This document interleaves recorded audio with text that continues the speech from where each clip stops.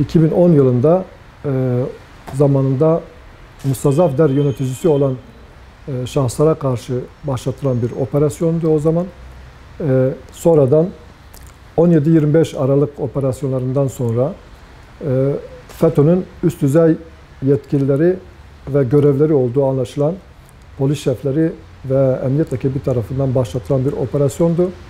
Bu operasyon çerçevesinde arkadaşlarımız fiziki ve teknik takibe alınmışlardı. Ancak 2011 yılında meydana gelen tahriyeler neticesinde denetimli serbestlik süreci içerisinde firar eden bazı şahısların olması üzerine operasyon bu firar eden şahıslara yardım etme şekline evrildi ve bu şekilde iddianame hazırlandı. Aslında bu partimize direkt yönelik bir operasyon değil. Bu arkadaşlarımız yargılama aşamasında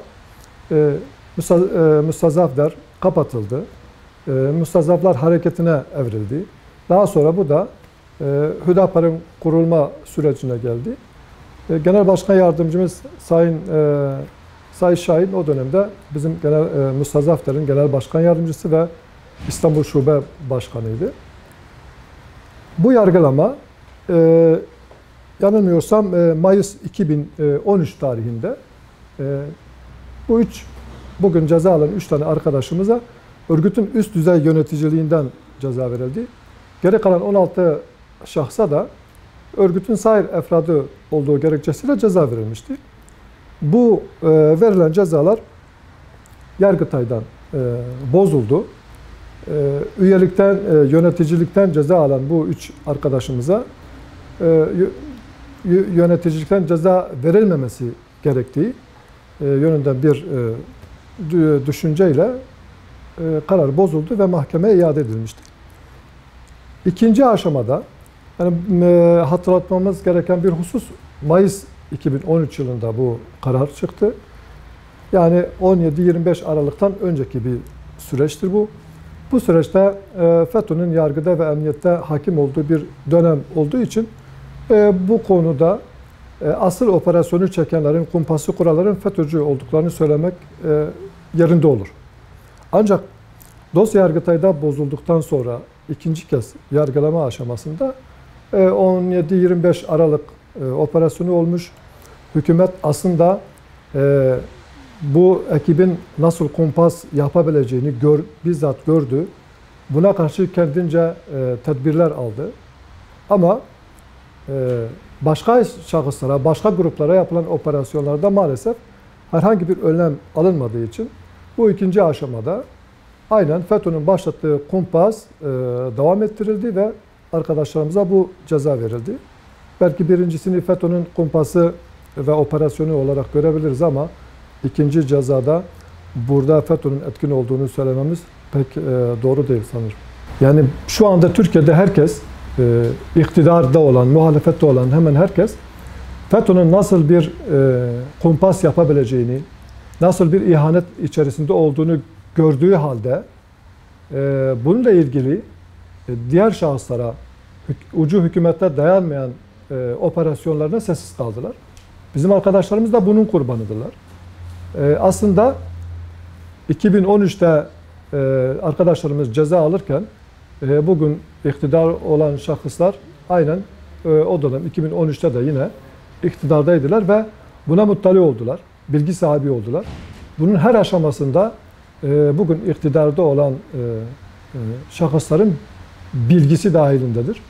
Bu nedenle biz özellikle bu ikinci aşamadaki yargılama sırasında bir tedbir alınmaması, yargının buna lakayt kalması, FETÖ'nün başlattığı soruşturmaları aynen olduğu gibi devam ettirmesini doğrusu çok yadırgıyoruz ve bunun öyle olmaması gerektiğini düşünüyoruz.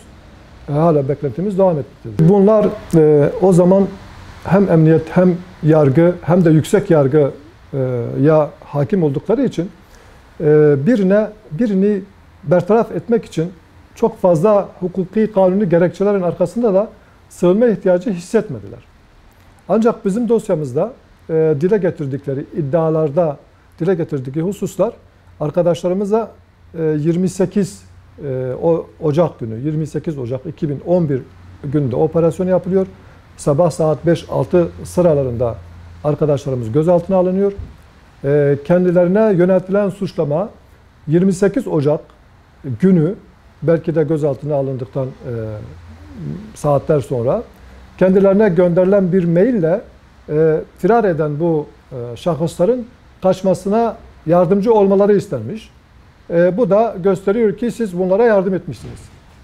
Yani böyle kurt ile kuzu meselesi gibi. Yani kurt kuzu yemeye azmedince suyun üst tarafından mı alt tarafından mı olduğu çok fazla önemli değil. Arkadaşlarımıza yapılan kumpas da bunun bir göstergesi bence. Şimdi gördüğümüz gibi ki biz yıllardan beri, belki 10 yıllardan beri bunların ne şekilde hareket ettiğini biliyorduk. Maalesef o dönemde iktidarda olan şahıslara ve topluma çok rahatça bunu anlatamadık. Çünkü bunun alt tabakasında bulunan ibadet kısmını temsil eden şahıslarda gerçekten bazılarında ciddi bir samimiyet vardı.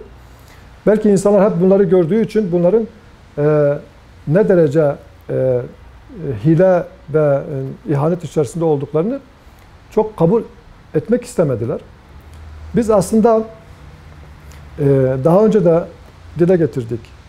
Bu insanlar kendilerine engel gördükleri, kendilerine rahatsızlık verebileceğini düşündüğü bütün grupları bertaraf etmek için uğraştılar. Sadece bize karşı yapılmadı bu. Gerek İslami hassasiyeti olan gruplar, gerekse de diğer sol gruplara da kendilerine engel olduğunu gördüğü andan itibaren bu şekildeki kumpaslarla bertaraf etmeye çalıştılar. Biz de bunların ayaklarından bir tanesi. Arkadaşlarımızın cezalarının onanmasını FETÖ'ye bağlamak çok gerçekçi olmaz. Uzun bir süredir bu konuda en azından %100 olmasa bile büyük bir temizlik yapıldığını herkes kabul ediyor. Bu nedenle bu şekilde zulme uğramış, kumpasa maruz kalmış insanların da çığlıklarının dinlenmesi lazım. Bu sadece bize yönelik bir şey değil. Bizzat FETÖ'cü olarak tanımlanan şahısların da bir kısmının yine FETÖ mağduru olduğunu müşahede ediyoruz bazı hususlarda. Çok dikkatli olmak lazım. Adalet terazisini çok hassas tutmak lazım. Bir mazlum için belki 10 tane suçlu bırakılabilir ama bir suçluyu yakalamak için 10 tane mazlumu cezaevine atmak adaletin kabul edeceği bir husus değil. Bu konuda dikkatli olmak gerekiyor. Bizim Yargıtay Cumhuriyet Başsavcılığına itiraz hakkımız vardı, onu yaptık. Anayasa Mahkemesi'ne bireysel başvuru hakkımız vardı. Arkadaşlarımız onu da yaptılar. Bu olağanüstü kanun yolları her neyse bunu sonuna kadar takipçisi olacağız. Bunun yanında siyasetinde bunu gündemde tutmaya devam edeceğiz. Çünkü adalet şahıslara bağlanabilecek bir husus değildir. Bir yerde bir haksızlık varsa bütün insanları ilgilendiriyor. Bugüne kadar sadece bize karşı yapılan haksızlıkları değil, bizim dışımızda yapılan haksızlıkları da gündem ettik. Bunlarla ilgili mücadele ettik. Bundan sonra da bu mücadelemizi devam ettireceğiz inşallah. Tamamen insani duygularla, İslami hassasiyetlerle halkına hizmet etmek isteyen bir müstezaflar camiası vardı. Sonradan bu şimdi Hüdapar'a evrildi. Şimdi bu insanların hizmetleri, çalışmaları birilerini rahatsız etti diye bir kumpas sonucu bunların yollarının önünden çekilmesi sağlandı. Evet, 17-25 Aralık'tan önce bunu FETÖ yaptı. Kendine engel gördü belki. Fakat 17-25 Aralık'tan sonra FETÖ'nün yaptığı kumpaslar görüldükten sonra artık bu yapılanlar, bunun sürdürülmesi bir FETÖ olayı olmaktan çıktı maalesef.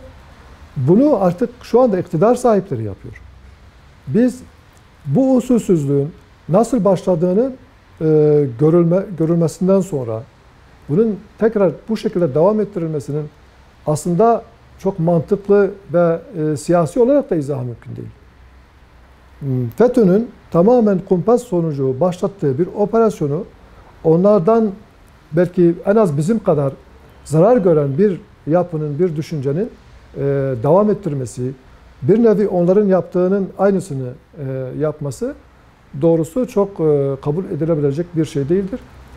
O nedenle özellikle usulü açıdan hiçbir kural ve kanun tanımadan birileri, masum olan birileri cezaevine atılmak veya bertaraf edilmek isteniyorsa buna her insanın karşı çıkması lazım. Çünkü ateş olmayan yerde duman çıkmaz diye bir söz var aramızda. Herkes bu şekilde değerlendiriyor olayın iç yüzünü bilmediği için. Halbuki olayın iç yüzüne baktığında ortada bir ateş falan yok. O ortada karıştırılan bir fitne var. O fitnenin bertaraf edilmesi lazım. Biz buna dikkat çekmek istiyoruz. Bazı insanlar tamamen mazlum olan, tamamen masum olan insanları kendilerine engel gördüğü için onlara karşı kumpas kuruyor. Sadece önüne açılması için değil, belki üzerine basıp onlara zarar verdikten sonra bir aşamaya gelmeye gidiyor. Diğer insanları mutlaka buna engel olması lazım. Buna karşı gücünün yettiğince mücadele etmesi lazım. Biz bunu yapmaya çalışıyoruz.